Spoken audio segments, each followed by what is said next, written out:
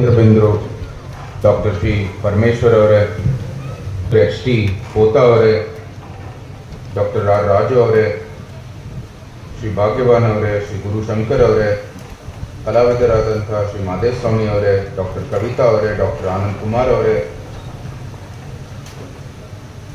ಕಾರ್ಯಕ್ರಮದ ಸಂಘಟಕರು, ಇಲ್ಲಿ ವೇದಿಕೆಯಲ್ಲಿ ಉಪಸ್ಥಿತರಿರುವ ಎಲ್ಲ ಗೌರವಾನ್ವಿತ ಗಣ್ಯರೇ, ಶ್ರಮಿಸಿ ದಿವ್ಯ ಸಾನ್ನಿಧ್ಯ ವಹಿಸ್ತಿರುವಂಥದ್ದು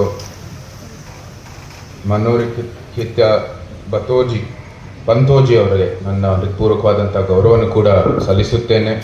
ಇಲ್ಲಿ ಉಪಸ್ಥಿತರಿರುವಂಥ ಎಲ್ಲ ಗ್ರಾಮಸ್ಥರೇ, ಹಿರಿಯರೇ, ಮಹನೀಯರೇ, ಮಹಿಳೆಯರೇ, ಮಾಧ್ಯಮದ ಎಲ್ಲ ಪ್ರತಿನಿಧಿಗಳೇ ಹಾಗೂ ಪೊಲೀಸ್ ಇಲಾಖೆಯ ಸಿಬ್ಬಂದಿಗಳೇ,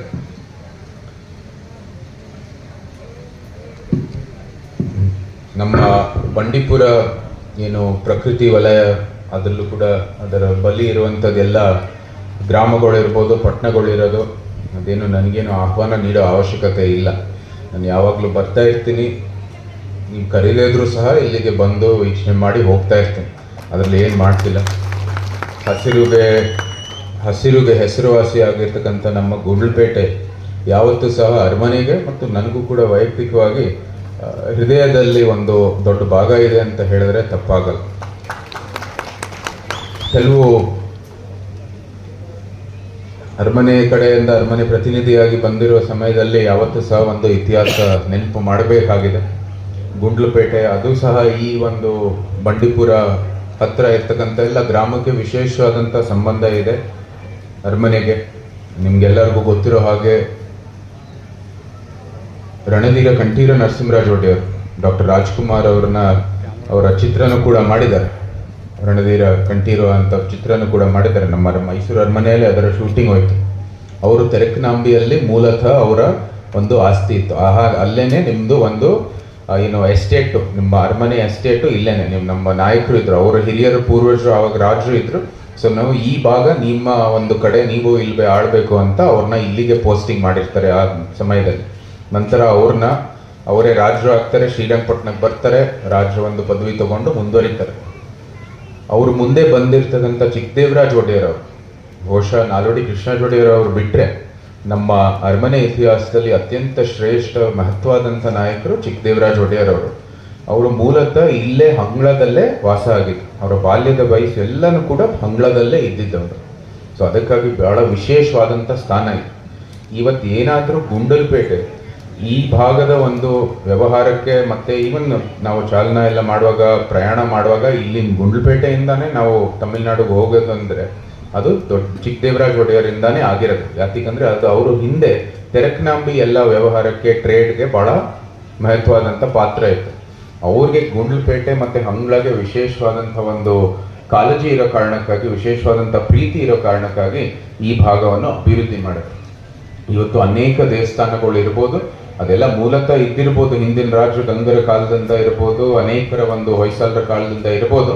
ಆದರೆ ಅವರೇ ಅದೆಲ್ಲ ಈ ಭಾಗದಲ್ಲಿ ಅಭಿವೃದ್ಧಿ ಮಾಡ್ತಾ ಈ ಭಾಗಕ್ಕೆ ಬಹಳ ಪ್ರಾಮುಖ್ಯತೆ ಕೊಟ್ಟು ಇವತ್ತು ಇದು ಗುಂಡ್ಲುಪೇಟೆ ತೆರಕನಾಂಬಿಗಿಂತ ಮತ್ತು ಸುತ್ತಮುತ್ತ ಇರುವಂಥದ್ದು ಎಲ್ಲ ಪಟ್ಟಣಗಳಲ್ಲಿ, ಗುಂಡ್ಲುಪೇಟೆ ತಾಲೂಕಲ್ಲಿ ಇರುವಂಥದ್ದು ಎಲ್ಲ ಪ್ರಮುಖ ಪಟ್ಟಣದಲ್ಲಿ ಇದೇ ಎಲ್ಲಕ್ಕಿಂತ ಪ್ರಮುಖದು ಅಂತ ಗುರುತಿಸಿ ಇದನ್ನ ಅಭಿವೃದ್ಧಿ ಮಾಡಿರ್ತಕ್ಕಂಥ ಕೀರ್ತಿ ಚಿಕ್ಕದೇವರಾಜ ಒಡೆಯರ್ ಅವರಿಗೆ ಸಲ್ಲಬೇಕಾಗಿದೆ. ನಂತರ ಅವರು ಕೂಡ ಬಹಳ ದೊಡ್ಡ ಒಂದು ಕೊಡುಗೆಯನ್ನು ಕೊಟ್ಟಿದ್ದಾರೆ ಇಡೀ ಭಾರತಕ್ಕೆ. ನಮ್ಮ ಮೈಸೂರು ಸಂಸ್ಥಾನದಲ್ಲಿ ಶ್ರೀರಂಗಪಟ್ಟಣ ಇರ್ಬೋದು, ಸುತ್ತಮುತ್ತ ಮೈಸೂರು ಸಂಸ್ಥಾನ, ಅವ್ರ ಕಾಲದಲ್ಲೇ ಬೆಂಗಳೂರು ಕೂಡ ನಮ್ಮ ಸಂಸ್ಥಾನಕ್ಕೆ ಸೇರಿದ್ದು. ಸುಮಾರು 3 ಲಕ್ಷ ಕೊಟ್ಟು ಮುಘಲರಿಗೆ ಅದನ್ನ ಖರೀದಿ ಮಾಡಿ ಅವರು ಮೈಸೂರು ಸಂಸ್ಥಾನಕ್ಕೆ ಸೇರಿಸಿದ್ದು. ಸೊ ಅಂದಿನ ಕಾಲದ ಒಂದು ಇತಿಹಾಸ ಅದು ಒಂದೇ ಕಡೆ ಅಲ್ಲ. ನಮ್ಮ ಜೈವಿಕ ಮನೆತನ, ಎಲ್ಲರಿಗೂ ಗೊತ್ತಿರೋ ಹಾಗೆ ರಾಜಮಾತೆಯವರು 2015ರಲ್ಲಿ ನನ್ನ ದತ್ತು ಸ್ವೀಕಾರ ಆಗಿ ಇಲ್ಲಿ ದತ್ತುಪುತ್ರ ಆಗಿ ಸ್ವೀಕಾರ ಮಾಡಿದ್ರು. ಅದಕ್ಕೆ ಹಿಂದೆ ಜೈವಿಕ ಮನೆತನ ಏನಿದೆ ಅದು ಬೆಟ್ಟದ ಕೋಟೆ ಅರಸರು ಅಂತ ಗುರುತಿಸ್ತಾ ಇದ್ರು. ಅದು ಈ ಭಾಗದ ಪಾಳೆಗಾರರು, ಗಂಗಾ ನಾಯಕರಿಂದ ಕಾಲದಿಂದ ಇಲ್ಲಿ ಈ ಭಾಗದಲ್ಲೇ ಅವರು ಆಳ್ತಾ ಇರುವಂಥದ್ದು ಒಬ್ರು ಪಾಳೆಗಾರರು. ಅವರ ಮೂಲತಃ ಕೋಟೆ, ನೀವು ವೇಣುಗೋಪಾಲ ಸ್ವಾಮಿ, ಹಿಮ್ಮತ್ ಗೋಪಾಲ ಸ್ವಾಮಿ ಮೇಲಕ್ಕೆ ಹೋಗುವಾಗ ಸುಮ್ಮನೆ ಶಿಥಿಲ ಆಗಿರ್ತಕ್ಕಂಥ ಕೆಲವು ಬರೀ ಬಂಡೆಗಳು, ಕೆಲವು ಬರೀ ಕಲ್ಲುಗಳು ನೋಡ್ತೀರ, ಅದೇ ಮೂಲತಃ ಅವರ ಕೋಟೆ. ಅಲ್ಲಿಂದ ಅವರು ಹಂಗ್ಳಾಗ್ ಬಂದು, ಹಂಗ್ಳಾಗ್ ನಂತರ ಮೈಸೂರಿಗೆ ಅವರು ಸ್ಥಳಾಂತರ ಮಾಡಿದ್ರು ಮೈಸೂರು ಅರಸರ ಕಾಲದಲ್ಲಿ. ಆದರೂ ಸಹ ಮೂಲತಃ ಅಂದರೆ ಜೈವಿಕ ಒಂದು ದೃಷ್ಟಿಯಿಂದ ನಾನು ಈ ಭಾಗದನೇ ಅವನೇ ಅಂತ ಹೇಳೋವಂಥದ್ದು ಹೆಮ್ಮೆಯ ವಿಚಾರ ಅಂತ ಹೇಳ್ತಾ, ಜೊತೆಗೆ ಇವತ್ತು ಡಾಕ್ಟರ್ ಪರಮೇಶ್ವರ್ ಅವರ ಒಂದು 75 ನೆನಪಿನ ಭವನ ಇವತ್ತು ಉದ್ಘಾಟನೆ ಆಗಿದೆ. ಅನೇಕ ಪುಸ್ತಕಗಳ ಬಿಡುಗಡೆ ಆಗಿದೆ. ಪುರಸ್ಕಾರ ಪ್ರಶಸ್ತಿದು ಕೂಡ ಇವತ್ತು ಕಾರ್ಯಕ್ರಮ ಏರ್ಪಡಿಸಲಾಗಿದೆ. ಅತ್ಯಂತ ಒಂದು ಶ್ರೇಷ್ಠ ಕೆಲಸ ಆಗಿದೆ. ಹೌದು, ಬೇರೆ ಪಕ್ಷದ ಒಂದು ಅಭ್ಯರ್ಥಿಯಾಗಿ ಇವತ್ತು ಮೈಸೂರು ಕೊಡಗು ಭಾಗದಲ್ಲಿ ಸಂಸದರಾಗಿದ್ದೀನಿ. ಆದರೂ ಸಹ ಪಕ್ಷದ ದೃಷ್ಟಿಯಲ್ಲಿ ಸೈದ್ಧಾಂತಿಕವಾಗಿ ಇರ್ಬೋದು ಅಥವಾ ನಮ್ಮ ಒಂದು ಏನು ಅಭಿವೃದ್ಧಿ ದೃಷ್ಟಿಯಲ್ಲಿರ್ಬೋದು, ಅದು ರಾಜಕೀಯ ಕಡೆ, ಆದರೆ ನಾಯಕತ್ವ ಕಡೆ ಅದು ಪ್ರತ್ಯೇಕವಾಗಿ ನಾವು ಪರಿಗಣಿಸುವಂಥದ್ದು. ಕರ್ನಾಟಕದಲ್ಲಿ ನಾಯಕರ ಒಂದು ಪಾತ್ರ ಆಧುನಿಕ ಕಾಲದಲ್ಲಿ ಒಂದು ಮಾದರಿಯಾಗಿ ವಹಿಸಿರ್ತಕ್ಕಂಥದ್ದು ನಮ್ಮ ಡಾಕ್ಟರ್ ಜಿ ಪರಮೇಶ್ವರ್ ಅವ್ರಿಗೆ ಸಲ್ಲಬೇಕಾಗಿರ್ತಕ್ಕಂಥದ್ದು ಅಂತ ನಾನು ಭಾಳ ಹೆಮ್ಮೆಯಿಂದ ಹೇಳ್ತೀನಿ. ಎಲ್ಲರೂ ಕೂಡ ಅವರಿಗೆ ಅವರ ಮಾರ್ಗದರ್ಶನ ಇರ್ಬೋದು, ಅವರ ಸಲಹೆ ಇರ್ಬೋದು, ಎಲ್ಲರೂ ಕೂಡ ಕೇಳ್ತಾನೆ ಹೋಗೋದು. ನೋಡಿ, ಒಂದು ಕಡೆ ಅದೆಲ್ಲ ಇರುತ್ತೆ, ನಮ್ಮ ಸೈದ್ಧಾಂತಿಕ ಹೋರಾಟ, ನಮ್ಮ ಪಕ್ಷದ ಹೋರಾಟ, ನಮ್ಮ ರಾಜಕೀಯ ಹೋರಾಟ. ಆದರೂ ಸಹ ನಾಯಕತ್ವ ಹೇಗಿರಬೇಕು, ಕನ್ನಡಿಗರಾಗಿ ನಮ್ಮ ಕನಸು ಏನು, ಅದರಲ್ಲಿ ಎಲ್ಲರೂ ಕೂಡ ಒಂದು ರೀತಿಯ ಹೊಂದಾಣಿಕೆ ಯಾವಾಗಲೂ ಇದ್ದೇ ಇರುತ್ತೆ. ಅದರಲ್ಲೂ ಸಹ ಡಾಕ್ಟರ್ ಪರಮೇಶ್ವರ್ ಅವರು ನಮ್ಮೆಲ್ಲರಿಗೂ ಒಂದು ರೀತಿ ಮಾದರಿ ನಾಯಕರು ಅಂತ ಈ ವೇದಿಕೆ ಮೂಲಕ ಹೇಳೋಕ್ಕೆ ಇಷ್ಟಪಡ್ತೀನಿ. ಭಾಳ ಸಂತೋಷವಾಯಿತು. ನಾನೇನು ಅವ್ರ ಬಗ್ಗೆ ಹೊಗಳುವಂಥದ್ದು ಅವಶ್ಯಕತೆ ಇಲ್ಲವೇ ಇಲ್ಲ. ಎಲ್ಲರಿಗೂ ಅವರ ಸಾಧನೆ ಬಗ್ಗೆ ಇರ್ಬೋದು, ಅವರ ಏನು ಎಜುಕೇಷನಲ್ ಇನ್ಸ್ಟಿಟ್ಯೂಷನ್ಸ್ ಬಗ್ಗೆ ಇರ್ಬೋದು. ನಮಗೂ ಕರೆದಿದ್ದು ತುಮಕೂರಲ್ಲಿ ಇದು ಹೊಸ ಆಸ್ಪತ್ರೆಯ ಒಂದು ಉದ್ಘಾಟನೆ ಸಮಯದಲ್ಲಿ ಭಾಳ ಒಂದು ದೊಡ್ಡ ಕೊಡುಗೆ ಇದೆ.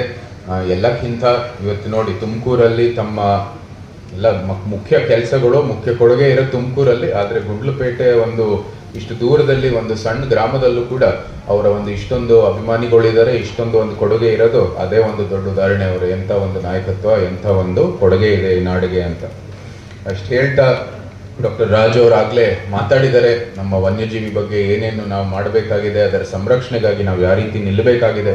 ಇಲ್ಲಿ ಯಾರು ಕೂಡ ವನ್ಯಜೀವಿಯ ವಿರೋಧಿಗಳಲ್ಲ. ನಾವೆಲ್ಲರೂ ವನ್ಯಜೀವಿ ಪರಾನೆ. ವನ್ಯಜೀವಿ ಬೆಳಿಬೇಕು, ನಾವು ಕೂಡ ಬೆಳಿಬೇಕು, ಜೊತೆಗೆ ನಾವು ಬದುಕಬೇಕಾಗಿರ್ತಕ್ಕಂಥ ನಮ್ಮ ಆಸೆ. ಈ ರಾತ್ರಿ ಪ್ರಯಾಣ ಏನು ನಿಷೇಧ ಮಾಡಿರ್ತಕ್ಕಂಥ ನಾವೆಲ್ಲರೂ ಸ್ವಾಗತ ಮಾಡಿದ್ದೀವಿ. ನಮ್ಗೆ ಗೊತ್ತಿದೆ ಏನೇನು ಚಟುವಟಿಕೆಗಳು ಆಗ್ತಾ ಇತ್ತು, ಅದರಿಂದ ವನ್ಯಜೀವಿಗೆ ಯಾವ ರೀತಿ ಹಾನಿ ಆಗ್ತಾ ಇತ್ತು ಅಂತ ನಮ್ಮೆಲ್ಲರಿಗೂ ಸ್ಪಷ್ಟವಾದಂಥ ಮಾಹಿತಿ ಇದೆ. ಈಗಾಗಲೇ ಸಂಸತ್ತಿನಲ್ಲಿ 2 ಬಾರಿ ಈ ವಿಷಯವನ್ನು ಎತ್ತಿದ್ದೀವಿ. ಜೊತೆಗೆ ಅದು ನಮ್ಮ ಏನು ಅರಣ್ಯ ಮತ್ತು ಹವಾಮಾನ ಬದಲಾವಣೆ ಇಲಾಖೆ ಇದೆ, ಮಾನ್ಯ ಮಂತ್ರಾಲಯದ ಮಂತ್ರಿಗಳಾದ ಶ್ರೀ ಭೂಪೇಂದ್ರ ಯಾದವ್ ಅವರು ಆಗಲೇ ನಮಗೆ ಪ್ರತಿಕ್ರಿಯೆಯನ್ನು ಕೊಟ್ಟಿದ್ದಾರೆ. ಈ ವಿಷಯವನ್ನು ಅವರು ಕೂಡ ಸುಪ್ರೀಂ ಕೋರ್ಟಲ್ಲಿ ನಿಮ್ಮ ಪರವಾಗಿ, ಅಂದರೆ ಇಲ್ಲಿಯ ಎಲ್ಲ ಜನರ ಆಕಾಂಕ್ಷೆ ಪರವಾಗಿ ಅವರು ನಿಲ್ತಾರೆ ಅಂತ ಹೇಳಲಿಕ್ಕೆ ಅವರು ಭಾಳ ಸ್ಪಷ್ಟವಾಗಿ ಆಗಲೇ ಪ್ರತಿಕ್ರಿಯೆಯನ್ನು ಕೊಟ್ಟಿದ್ದಾರೆ. ಅದಕ್ಕಾಗಿ ಅವ್ರನ್ನೂ ಕೂಡ ನಾನು ಈ ವೇದಿಕೆ ಮೂಲಕ ಅಭಿನಂದಿಸ್ತಾ, ಭವಿಷ್ಯದಲ್ಲಿ ಇದಕ್ಕಾಗಿ ಒಂದು ಒಳ್ಳೆ ನಾವು ಪ್ರಾಜೆಕ್ಟ್ ಮಾಡಬೇಕಾಗಿದೆ. ಡಾಕ್ಟರ್ ಪರಮೇಶ್ವರ್ ಅವರು ಇದ್ದಾರೆ ಇಲ್ಲಿ. ಇದೇನು ನಾವೇನು ಇದರಲ್ಲಿ ಏನು ರಾಜಕೀಯ ಏನು ನೋಡಲ್ಲ. ನಮಗೆ ಆಧುನಿಕ ಕಾಲದ ಸೌಲಭ್ಯನೂ ಕೂಡ ಬೇಕಾಗಿದೆ, ವನ್ಯಜೀವಿನೂ ಸಂರಕ್ಷಣೆ ಮಾಡಬೇಕಾಗಿದೆ, ಭಾರತೀಯ ಒಂದು ಪಾರಂಪರೆ ಮತ್ತು ಸಂಸ್ಕೃತಿನೂ ಕೂಡ ನಾವು ರಕ್ಷಣೆ ಮಾಡಬೇಕಾಗಿದೆ. ಎಲ್ಲನೂ ಬೇಕಾಗಿದೆ ನಮಗೆ. ಎಲ್ಲ ಜೊತೆಗೂ ಕೂಡ ನಾವು ಒಂದು ಒಳ್ಳೆ ಅಭಿವೃದ್ಧಿ ಮಾಡ್ಬೋದಾಗಿದೆ. ಅದು ಕೂಡ ಭವಿಷ್ಯದಲ್ಲಿ ಆಗತ್ತೆ ಅಂತ ಕೆಲಸ ಅಂದರೆ ಸಂಪೂರ್ಣವಾದಂಥ ವಿಶ್ವಾಸ ಇದೆ. ಬರೀ ಅದಕ್ಕೆ ಇರ್ತಕ್ಕಂಥ ತಂತ್ರಜ್ಞಾನಕ್ಕೆ ನಾವು ಒಂದು ಸ್ವಲ್ಪ ಸಮಯ ಇರಬೇಕಾಗಿದೆ. ಆದರೆ ಅದು ಕೂಡ ಯೋಜನೆಯನ್ನು ಮಾಡ್ತಾ ಇದ್ದೀವಿ ಅಂತ ನಿಮ್ಮ ಈ ವೇದಿಕೆ ಮೂಲಕ ಹೇಳಕ್ಕೆ ಇಷ್ಟಪಡ್ತೀನಿ. ಶಾಶ್ವತವಾದಂಥ ಪರಿಹಾರ, ವನ್ಯಜೀವಿಗೂ ಅನುಕೂಲ, ನಮಗೂ ಕೂಡ ತಮ್ಮ ವ್ಯವಹಾರಕ್ಕೆ ಅನುಕೂಲ ಆಗುವಂಥದ್ದು ಒಂದು ಒಳ್ಳೆ ಪರಿಹಾರ ಬರಲಿದೆ ಅಂತ ಈ ವೇದಿಕೆ ಮೂಲಕ ಹೇಳಲಿಕ್ಕೆ ಇಷ್ಟಪಡ್ತೀನಿ. ಅಷ್ಟು ಹೇಳ್ತಾ ನಾನಿನ್ನು ಜಾಸ್ತಿ ಸಮಯ ತಗೊಳ್ಳಲ್ಲ. ತಾವೆಲ್ಲರೂ ಈ ಕಾರ್ಯಕ್ರಮಕ್ಕೆ ನನ್ನ ಆಹ್ವಾನಿಸಿ ಸುಂದರವಾದಂಥ ಗುಂಡ್ಲುಪೇಟೆಯಲ್ಲಿ ಬಂದು ಒಂದಷ್ಟು ಸಮಯ ಇರಲಿಕ್ಕೆ ಒಂದು ಅವಕಾಶವನ್ನು ಕೊಟ್ಟಿದ್ರಲ್ಲೇ ನನಗೆ ಒಂದು ದೊಡ್ಡ ಪುಣ್ಯ ಅಂತ ಹೇಳ್ತಾ, ಸುಂದರವಾದಂಥ ಹಸಿರುಗೆ ಹೆಸರುವಾಸಿ ಆಗಿರ್ತಕ್ಕಂಥ ಗುಂಡ್ಲುಪೇಟೆ ಸದಾ ನೀವು ರಕ್ಷಣೆ ಮಾಡಬೇಕಾಗಿದೆ. ಮುಂದೇನೂ ಸಹ ಇದೇ ಒಂದು ಯಾವ ರೀತಿ ಬಂಡೀಪುರ ಇರ್ಬೋದು, ಸುತ್ತಮುತ್ತ ಇರುವಂಥದ್ದು ಎಲ್ಲ ಅರಣ್ಯ ಇರ್ಬೋದು, ಅದರ ರಕ್ಷಣೆ ಮಾಡ್ತಾ ಈ ಭಾಗದ ಒಂದು ಒಳ್ಳೆ ಅಭಿವೃದ್ಧಿ ಆಗಬೇಕಾಗಿರ್ತಕ್ಕಂಥ ಅತಿ ಅವಶ್ಯ. ಭಾಳ ಧಾರ್ಮಿಕವಾದಂಥ ಪವಿತ್ರವಾದಂಥ ಒಂದು ಕ್ಷೇತ್ರನೂ ಕೂಡ ನಮ್ಮ ಗುಂಡ್ಲುಪೇಟೆ ಹಿಮ್ಮತ್ ಗೋಪಾಲ ಸ್ವಾಮಿಯಿಂದ ಇರೋದು. ಇಲ್ಲಿ ಗುಂಡ್ಲುಪೇಟೆಯ ಅನೇಕ ದೇವಸ್ಥಾನಗಳು ಇರ್ಬೋದು, ಎಲ್ಲನೂ ಕೂಡ ಭಾಳ ಮಹತ್ವವಾದಂಥ ಒಂದು ಧಾರ್ಮಿಕ ಸ್ಥಳಗಳು. ಎಲ್ಲನೂ ಕೂಡ ಅದರ ರಕ್ಷಣೆ ಕೂಡ ಆಗಲಿ ಅಂತ ನಿಮ್ಮಲ್ಲಿ ವಿನಂತಿ ಮಾಡ್ತಾ, ನಿಮ್ಮೆಲ್ಲರಿಗೂ ಮತ್ತೊಮ್ಮೆ ನನ್ನ ಕೃತಜ್ಞತೆಗಳು. ಕಾರ್ಯಕ್ರಮದ ಸಂಘಟಕರಿಗೆ ವಿಶೇಷವಾದಂಥ ಅಭಿನಂದನೆಗಳು. ಒಳ್ಳೆ ಕಾರ್ಯಕ್ರಮವನ್ನು ಮಾಡಿ ಇವತ್ತು ನಿಜಕ್ಕೂ ಈ ಭಾಗಕ್ಕೆ ಒಂದು ಒಳ್ಳೆ ಕೆಲಸವನ್ನು ಮಾಡಿದ್ದೀರಾ. ನಿಮಗೆ ವಿಶೇಷವಾದಂಥ ಅಭಿನಂದನೆಗಳನ್ನು ಸಲ್ಲಿಸುತ್ತಾ ಮತ್ತೊಮ್ಮೆ ನಿಮ್ಮೆಲ್ಲರಿಗೂ ನನ್ನ ಶುಭಾಶಯಗಳು. ಹಿಮ್ಮತ್ ಗೋಪಾಲ ಸ್ವಾಮಿ, ತಾಯಿ ಚಾಮುಂಡೇಶ್ವರಿ ನಿಮ್ಮೆಲ್ಲರಿಗೂ ಒಳ್ಳೆ ಆರೋಗ್ಯ, ಅಭಿವೃದ್ಧಿ, ಸಮೃದ್ಧಿ, ಆನಂದವನ್ನು ದಯಪಾಲಿಸಲಿ ಎಂದು ಪ್ರಾರ್ಥನೆ ಮಾಡ್ತಾ, ಜೈ ಭಾರತ್, ಜೈ ಕರ್ನಾಟಕ.